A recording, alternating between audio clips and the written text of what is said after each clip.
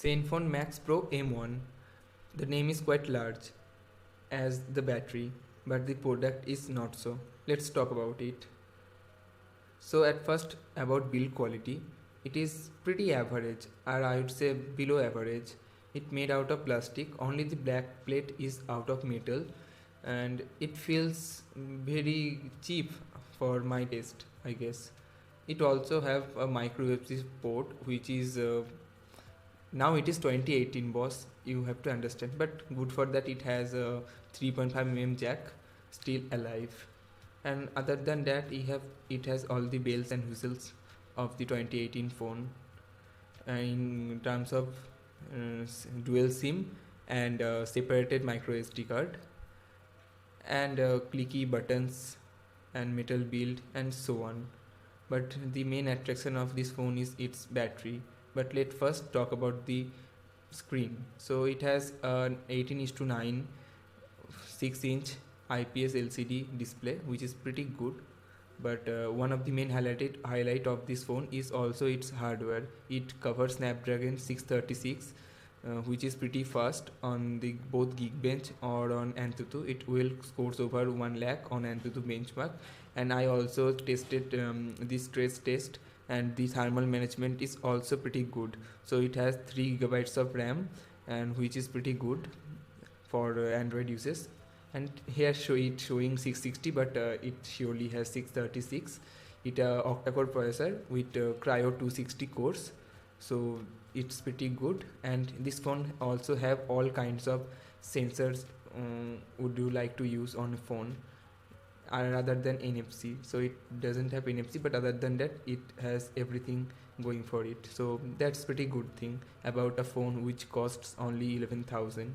So yeah, this phone is pretty good on behalf of spec sheet, but in term of build quality and overall, I'd say it's pretty mediocre. And fingerprint sensor is rather little bit slow, but I am impressed with the charging speeds.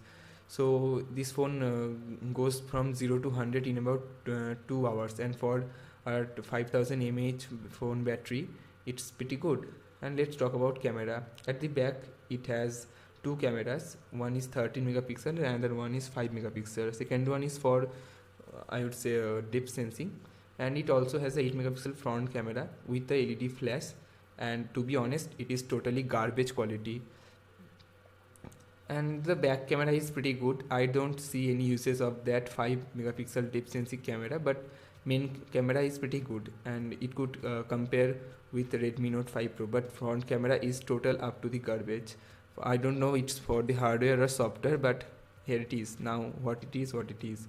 But back camera is pretty reliable.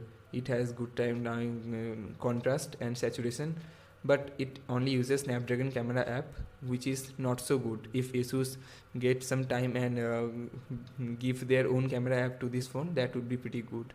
And in terms of software, it's running on Android 8.1 Oreo.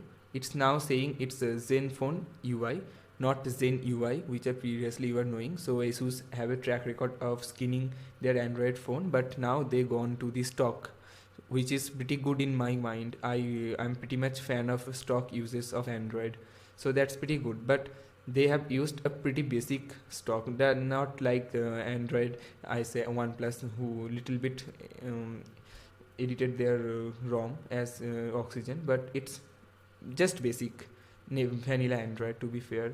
And I would fairly say I would like to see a little bit of tweaking here and there. And in terms of battery, it is pretty good. It gives over 8 hours of screen on uses, but I would say for a 5000 mAh battery, it's a little bit lower than my expectations, but overall it gets this job done. It also has a separated micro SD card, so storage is not a big issue. So other than that, this phone is pretty good.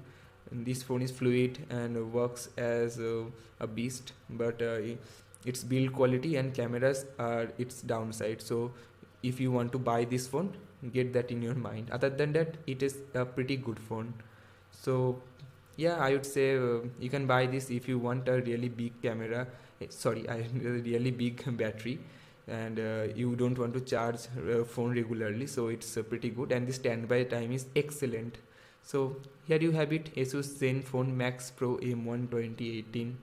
I hope you liked it. So like, subscribe and stay tuned to this channel.